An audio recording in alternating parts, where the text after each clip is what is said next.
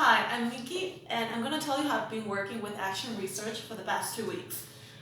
I worked with first-year students secondary school at a public school in Vitaliza. They have English 2 hours a week, and it is quite a heterogeneous group because there are some who go to a language school and some others who are only exposed to foreign language in my classes. My objective was to encourage students to speak English in class.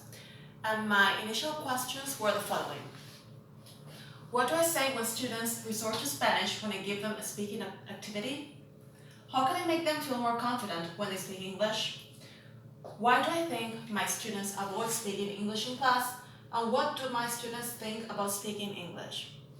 So in order to answer my questions, I carried out a survey.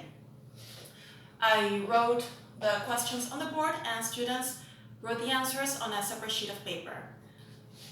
Question 1 was, do I use all the opportunities the teacher gives me to speak English? Most students said that they never used English or that they used it sometimes. Then, question 2, why don't I use expressions the teacher taught me? Most students said that they felt ashamed.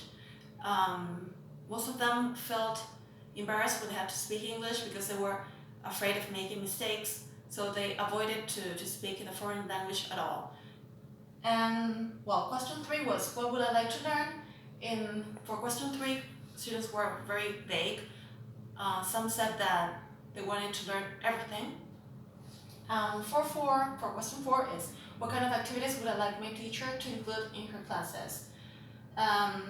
For this one, students said that they wanted either games or field trips to foreign countries.